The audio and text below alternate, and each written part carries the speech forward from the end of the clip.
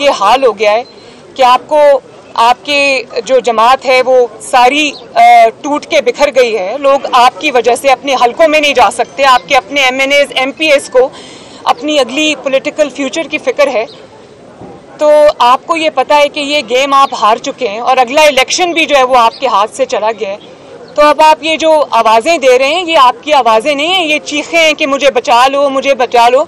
तो मैं आपको ये कहना चाहती हूँ कि आपको बचाने अब कोई नहीं आएगा। आपकी game is now over. Madam मेरा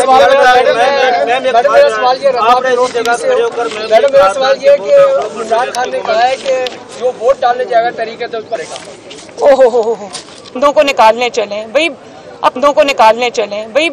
अपने 10 बंदे पूरे कर लो, आपको 10 लाख लोगों को लाने की मशक्कत नहीं करनी पड़ेगी। और कभी आप कहते हैं कि मेरे खिलाफ साजिश हो गई, मेरे खिलाफ इंटरनल साजिश हो गई, चोर मिल गए, डाकू मिल गए, साजिश हो गई। फिर जब आपको और कुछ समझ नहीं आती तो आप कहते हैं इंटरनेशनल साजिश हो गई मेरे खिलाफ, उस पर भी हम अभी बात करते हैं।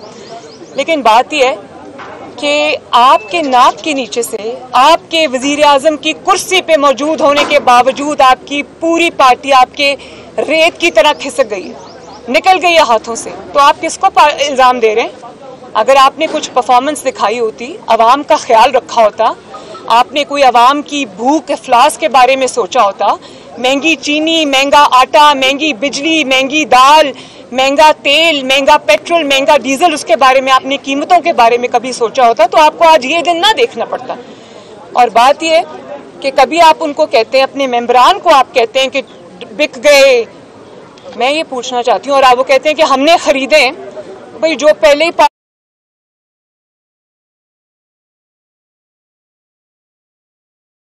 से निकलने को खरीदा तो उसको जाता है जिसके बारे में कोई हो कि वो अभी डिसाइड नहीं कर पा रहा।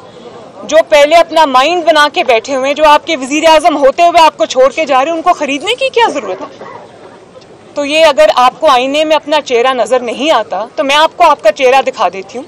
अभी सेनेट के इलेक्शंस को कोई ज्यादा वक्त नहीं गुजरा, किस तरह आपने अपनी माइनॉरिटी को मेजॉरिटी में बदला। सेनेट में अपोजिशन की मेजॉरिटी थी, आपकी माइनॉरिटी थी। किस तरह आप सेनेट में जीत गए? उस वक्त क्या किया था आपने, जरा काइंडली बताएं।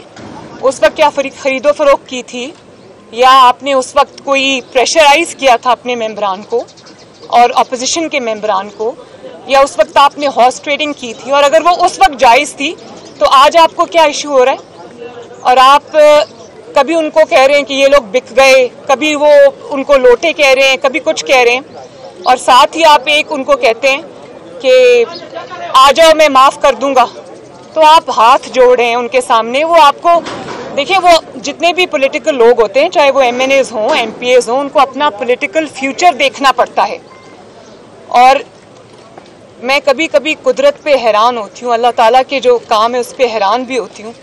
जिस नवाज शरीफ को आपने कहा कि उसकी सियासत ख़त्म हो गई, उसको आपने जेलों में डाला, आपने उसकी बेटी को जेलों में डाला, उसकी पूरी जमात को जेलों में डाला, सजाए मौत की चक्कियों में आपने डाला, और आज उसी नवाज शरीफ ने बाहर बैठ के आपके घर में घुस के आपको मारा है।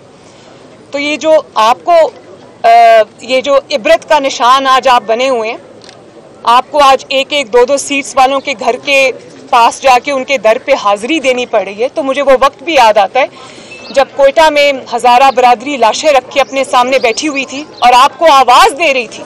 आप उनके हुक्मरान थे, जाली सही लेकिन आप उनके हुक्मरान थे। मैं वहाँ गई, मैंने देखा पूरे पूरे ख़ानदान उजड़ गए थे, दफनाने वाले कोई नहीं बचे थे। वो लाशें आगे रख के आपको बुला रहे थे और आप कह रहे थे कि मैं लाशों से ब्लैकमेल नहीं होऊंगा। मरी में लोग मनो बर्फ तले दब गए, कोई नहीं पहुंचा उनकी हालत ज़ार पूछने के लिए, आवाम को देखने के लिए। तो ये तो आपका हाल था, तो आप तो ब्लैकमेल नहीं होते थे। आज आप एक एक दो दो सीट्स वालों के दर पे जब मैं आपको सर झुकाते देखती हूँ तो मुझे बड़ा अल्लाह ताला का खौफ आता है। आप आज मकाफाते अमल का शिकार हुए, किसी साजिश का शिकार नहीं हुए। अपने तकब्बर का, अपने गरूर का, अपने बड़े बोलों का शिकार हुए। और फिर आप कहते हैं कि आपके खिलाफ इंटरनेशनल साजिश हुई है। मैं आपसे ये पूछना चाहती हूँ कि किसी मुल्क को आपके खिलाफ साजिश करने की जरूरत नहीं है, आप खुद ही अपने लिए काफी हैं। मुझे पहले ये बताएं कि अब आपको आज याद आ गया कि इंटरनेशनल साजिश हो रही है आपके खिलाफ और दूसरे मुल्क इन्वॉल्व हैं आपके खिलाफ साजिश करने में, और आप कहते हैं कि हम खुद मुख्तार हैं।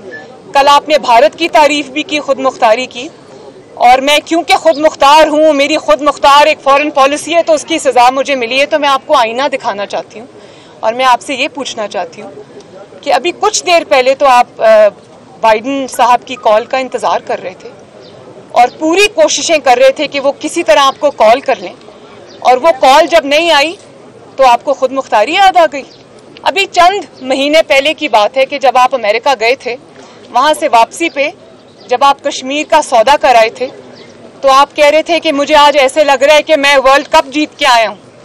तो उस वक्त आपकी खुद मुख्तारी कहाँ सो रही थी?